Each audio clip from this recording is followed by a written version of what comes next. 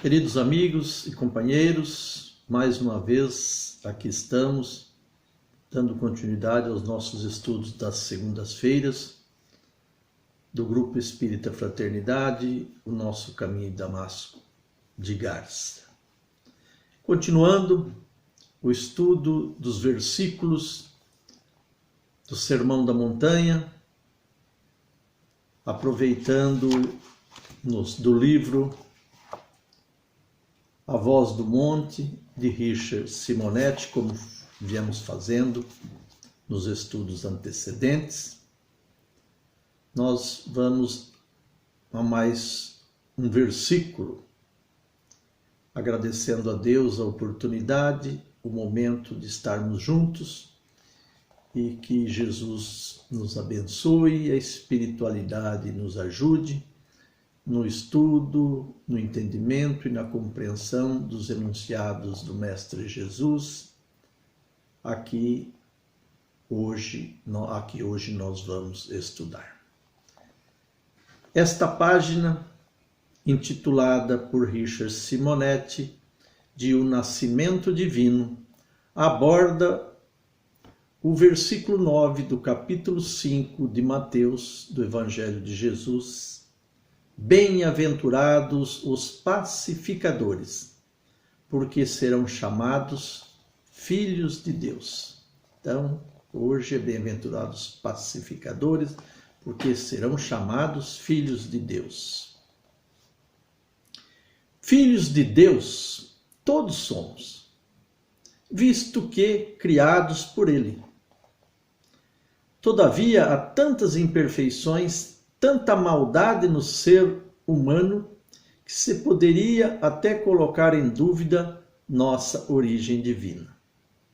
Realmente existe tanta maldade ainda nos corações humanos, em muitos corações, que às vezes a gente duvida de que sejam essas pessoas criaturas de Deus.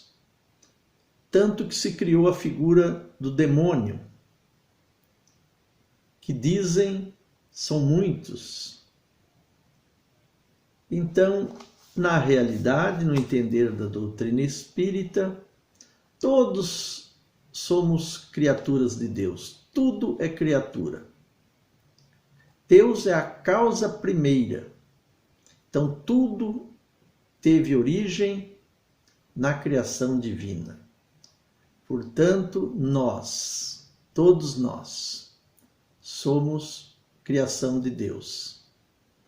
E se Deus é absoluto nas suas qualidades, e assim nós a concebemos, a doutrina espírita assim nos explica, nós temos que buscar entender por que alguns parecem não ser filho do Pai, de Deus, do Criador.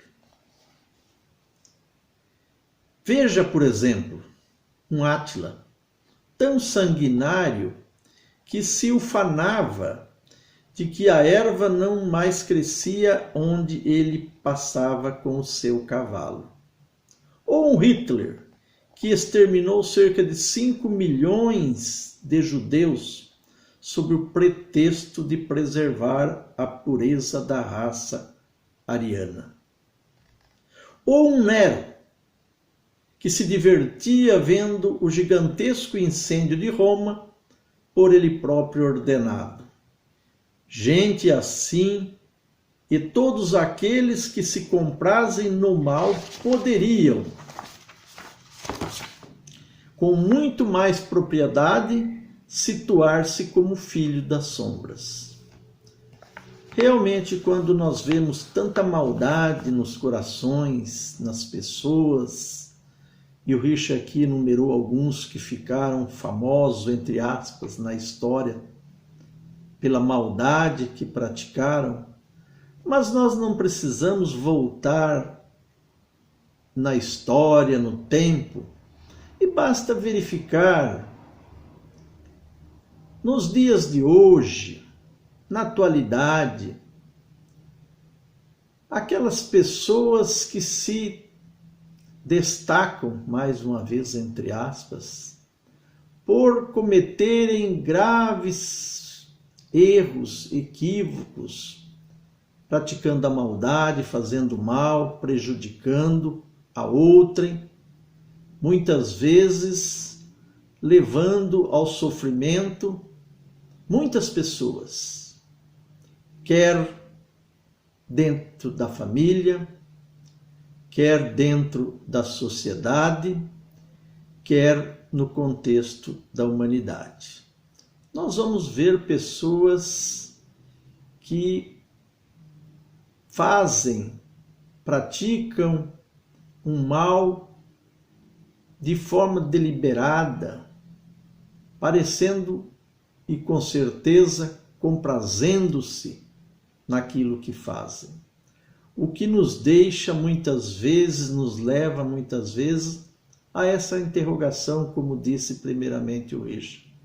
Duvidar de que essas pessoas, esses seres, esses espíritos sejam filhos de Deus, sejam obras da criação. Mas na realidade, a gente sabe que nós temos uma origem comum, todos, né? A doutrina espírita diz que nós fomos criados simples e ignorantes, mas como criação divina, nós estamos determinados a progredir, a crescer, evoluir espiritualmente de maneira que, desenvolvemos os germes divinos que trazemos de origem, nos tornamos um dia espírito puros. Lógico que para isso nós precisamos de muito tempo, de muita luta, de muita vivência. Daí então a doutrina espírita advogar a reencarnação, que é a criação divina do espírito na sua forma mais simples, mas com possibilidades, condições e oportunidades de todos alcançarem o apogeu que toda criatura invariavelmente vai conseguir. Portanto, essa situação momentânea que podemos apresentar, que o homem, o espírito apresenta em desacordo com a lei maior, a lei de Deus, a lei do amor, é uma situação momentânea que também vai ser superada. Sabemos, todavia, que somente Deus tem poder de criar espíritos, seres pensantes, dotados de inteligência e livre-arbítrio. A maldade não faz parte de nossa natureza divina. Trata-se de doença contraída por nós mesmos, quando cultivamos a rebeldia e o desatino. O indivíduo mau, por isso, é alguém que pede o concurso do tempo e a terapia da dor, a fim de recompor-se no caminho da evolução. Tudo é criação divina, causa primeira de todas as coisas. Quer dizer que tudo mais são efeitos da causa primeira do Criador, que é Deus. E se, portanto, nós somos filhos da perfeição, nós somos seres dotados das qualidades perfeitas. Se temporariamente nós não as manifestamos de acordo com as leis divinas, é porque nós ainda, não tendo desenvolvidos essas virtudes latentes, nós demos campo aos instintos inferiores que, por ignorância, a princípio, e por interesses também depois nós deixamos ou nos levamos trilhar por caminhos tortuosos, enganosos, que pode até nos levar a situar-se em condições como essa que nós vimos citado anteriormente, de um Ritter, de um Nero. Mas não é somente em situações tais que nós podemos ser vistos como alguém fora da criação. Muitos desatinos criamos, praticamos também na nossa vida comum, na nossa vida de família, de trabalho, de relações, de convivência, de sociedade. Se não fazemos tantos males em condições como infelizmente muitos fizeram ou fazem, ainda o praticamos em menor quantidade ou mesmo que esporadicamente, em virtude da nossa condição inferior, do pouco desenvolvimento ou crescimento ou evolução espiritual que realizamos, nós ainda estamos sujeitos aos equívocos, à prática dos erros, infelizmente. Parecerá estranho o quadro dos conflitos da alma humana, onde identificamos com muito maior frequência o desajuste, fruto de nossas incursões no mal, do que a harmonia que deveria caracterizar nossa origem divina. É que nos falta uma visão em profundidade e não percebemos que as próprias contradições humanas, com seus desajustes e males, fazem parte do nosso processo de maturação espiritual, que prepara o Filho verdadeiro de Deus. Nós, como dissemos, muitas vezes ainda, porque nós, dentro da escala evolutiva dos espíritos, da alma, nós, a humanidade terrena, encontra-se ainda naquilo que nós podemos dizer um estágio intermediário, ou quase isso. Kardec, com a ajuda da espiritualidade, classificou os mundos em 5 categorias. Mundos primitivos, onde o espírito inicia, dotado de inteligência, elevado à categoria de espírito inteligente, inicia a trajetória. Mundos de prova e expiação, que é esse que nós estamos hoje habitando a Terra. Mundo de regeneração, mundos superiores e mundos ditosos.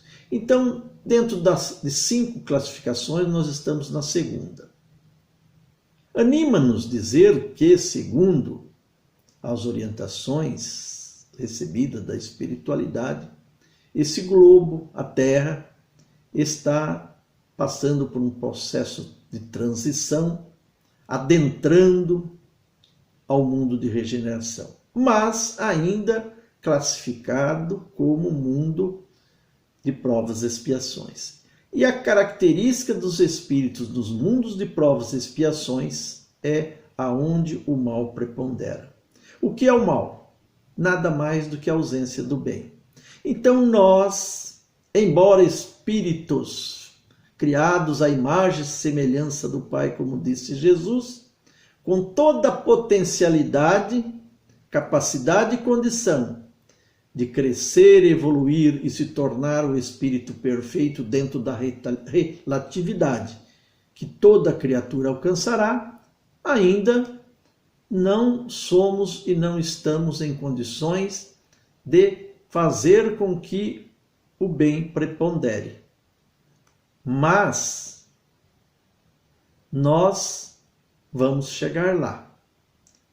Através das experiências, aonde o concurso da dor é o despertar, o grande despertador das consciências humanas, espirituais, para a realidade da vida, na sua dimensão, sobretudo, espiritual.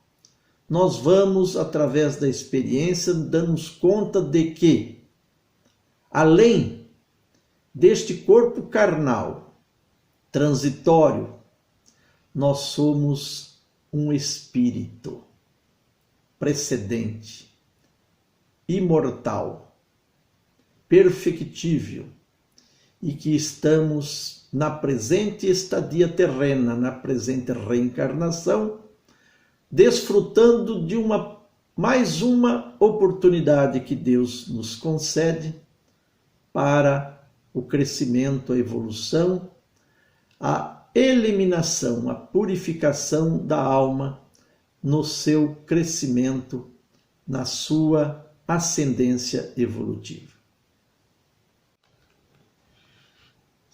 Se abrirmos um ovo, sentiremos náuseas ante o mau cheiro exalado por aquela pasta viscosa, disforme. Entretanto, o que nos parece decomposição é apenas transformação. O que se nos afigura repugnante é apenas o berço de uma nova vida que desabrochará em breve, repetindo a beleza e a poesia sempre sublimes do pintainho que rompe a casca do ovo. Da mesma forma, o ser humano, se analisado em suas tendências, se dissecado em suas fragilidades, parecerá pouco atraente e até repulsivo quando comprometido com o mal. Usa-se aqui a figura, então, do ovo, que quando está num estado de germinação para que nasça um pintainho, não é nada atraente depois que ele começa o processo de germinação, fertilização, após o processo de chocá-lo. Mesma coisa somos nós. Poderíamos dizer que nós estamos neste processo. E, assim sendo, podemos parecer, ou muitas vezes parecemos, como um ovo em tais condições. Mas, na realidade, tudo é um estado de transformação.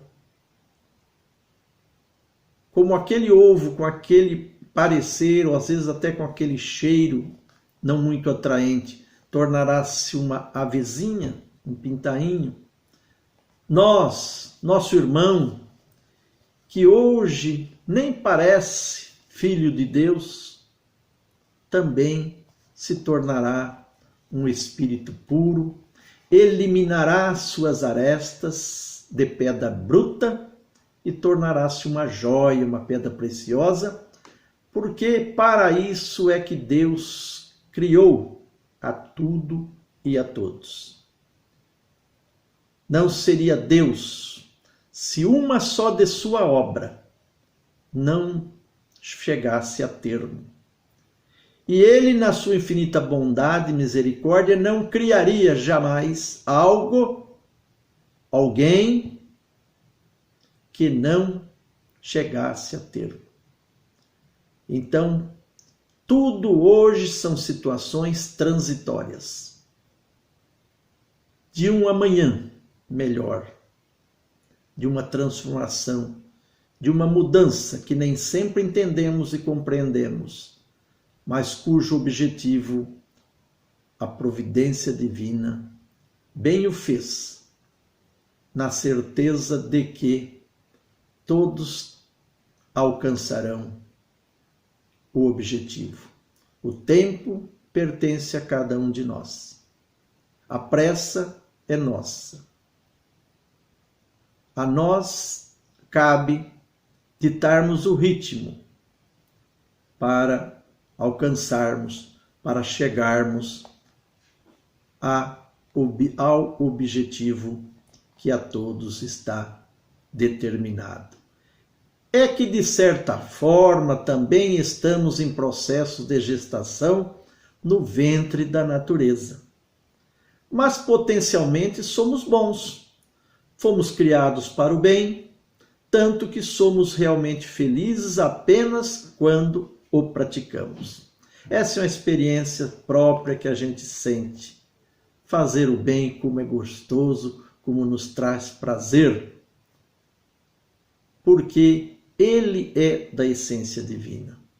Quando praticamos o mal, consciência pesa, nos custa muito emocionalmente, moralmente, porque não está na lei divina a prática, o exercício do mal, só o do bem. E será o bem que acabará por prevalecer em nossa personalidade, ainda que se faça necessário o curso dos milênios. Então, rompida a casca da animalidade, surgirá o anjo, o Filho verdadeiro de Deus. Então, o concurso do milênio são as reencarnações, a multiplicidade das existências. Só ela parece-nos, conforme a doutrina advoga, está conforme a justiça de Deus. Porque na unicidade da existência, como poderá o Espírito desenvolver, alcançar a perfeição que hoje está muito longe de, como filho de Deus que somos, vivenciá-la. Mas, rompida a casca, através das existências, das experiências no mundo material, o espírito realmente vai alcançar o seu objetivo. Surgirá o anjo, como disse aqui Isha Simonetti, o Filho verdadeiro de Deus. Aproximam-se dessa gloriosa realização os que, segundo Jesus, são pacificadores. Pacificar é trazer a paz. Então, uma das realizações do verdadeiro Filho de Deus, do Espírito, após o seu desenvolvimento, o seu progresso, as conquistas plena das virtudes e essências divinas que trazem por origem, é a de ser pacificador. Pacificar é trazer a paz. Então, todos aqueles que já estão alcançando esta posição se tornam pacificadores. Pacificadores que todos nós seremos um dia, porque é uma condição do espírito que alcançou esta perfeição. Se isso hoje não nos é possível ainda, mas a realização, pelo menos parcial, todos nós podemos fazer. Se não somos totalmente pacificador, podemos ser parcialmente pacificador. E se pacificar é trazer a paz, se nós não a conseguimos fazer plenamente, podemos fazê-la pelo menos em parte ou de alguma forma dentro daquilo que nós já podemos realizar. E todos nós temos condições de fazê-la, de trazê-la, de levá-la a alguém de alguma forma desde já. Perfeitamente lógico que a capacidade de favorecer a paz seja a característica principal do Filho verdadeiro de Deus. O primeiro dever de um filho é o de respeitar a casa de seu pai, trabalhando por mantê-la em ordem, em harmonia. Então vamos lembrar aqui que, como filhos, nós temos que ajudar na manutenção da ordem da casa do pai, da nossa família. Isso no campo consanguíneo. E no campo espiritual? Qual é a casa do pai? Para nós é a terra. E nela também temos que cultivar, ajudar a cultivar a paz. Alguém que xinga, que discute, que atormenta os familiares, transformando o lar num verdadeiro inferno, pode ser chamado filho, sob o ponto de vista biológico. Mas moralmente é um bastardo, um filho das sombras, por faltar-lhe o elementar dever de gratidão e respeito para com aqueles que o colocaram no mundo, que lhe garantiram a vida nos primeiros anos, que lhe ofereceram sustento e moradia. Então, nessa questão do filho terreno, do compromisso, da obrigação do filho para com a casa do pai, no campo da vida física, é o início, é o exercício de pacificador. Desde já, desde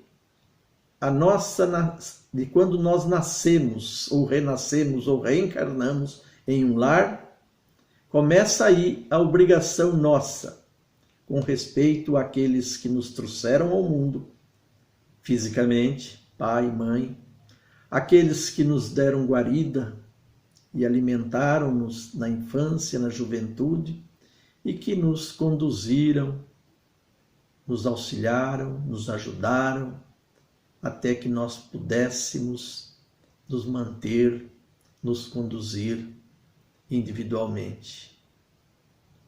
Veja o compromisso de criar harmonia, levar serenidade, paz, através da convivência pacífica no lar em que nós estamos ou estivermos albergados. Todos temos, no círculo de nossas relações pessoais, admiráveis que procuramos, pessoas admiráveis que procuramos nos momentos difíceis, em busca de fortalecimento e orientação. Ao seu lado, a vida nos parece menos complicada, os problemas menos difíceis, as dificuldades menos constrangedoras. Todo mundo tem alguém no seu círculo de amizade, de convivência entre os amigos, aquelas pessoas que são nossos confidentes, aquelas pessoas que nós procuramos nos momentos difíceis, pedindo conselhos, orientações, ajudas de todas as ordens. Por que será então que em tais momentos, em tais horas, junto a tais pessoas, nelas nós confiamos, nelas nós buscamos e encontramos serenidade, paz, tranquilidade, conforto? São determinadas pessoas. Existem pessoas que têm essa disposição, que têm essa condição de transmitir serenidade, transmitir paz, ajudando a outrem a resolver, amenizar, superar problemas das mais variadas ordens. Quem são essas pessoas? O que elas possuem, o que elas têm, que assim podem fazer prodígios, como muitos realmente os fazem. Essas criaturas, diz Richard Simonetti, finalizando a sua página, maravilhosas, não são necessariamente cultas, portadoras de diplomas. Não raros são até muito simples, de pouca instrução. Não há algo que as distingue. São filhos verdadeiros de Deus, que realizaram a paz em seus corações e estão trabalhando por edificá-la no mundo, em nós. O que distingue essas pessoas que fazem, que realizam essas coisas? Diz o Richard, são aquelas que já edificaram a paz no seu coração. Tornaram-se, então, pacificadores. E estão empenhados em edificá-la em nós, em outrem. Então vejamos o quanto é importante nós edificarmos a paz em nosso coração, para nos tornarmos pacificadores. Aqueles que ajuda, que serve, que ouve, que compreende, que aceita, que orienta. Todos nós podemos fazer, porque é algo simples, é algo fácil, é a caridade moral que todos podem fazer. Por isso a bandeira da doutrina espírita é fora da caridade. Não há salvação, porque caridade seria, segundo a doutrina e conforme ensinava Jesus, benevolência para com todos, indulgência para com as imperfeições alheias, perdão das ofensas. Ser bom, aceitar, compreender e perdoar. E todos podem fazer. E ser pacificadores é uma das nossas missões, é um do nosso trabalho.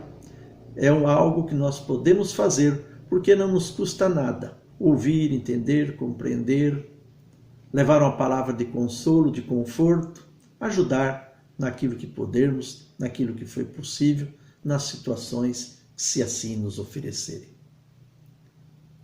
Encerramos aqui, mais uma vez agradecido a Deus, a Jesus, a espiritualidade que não nos falta em amparo nesses momentos, pedindo para que Deus derrame sobre nós a sua bênção, a sua luz, nos protegendo nesse momento difícil que ainda estamos vivenciando.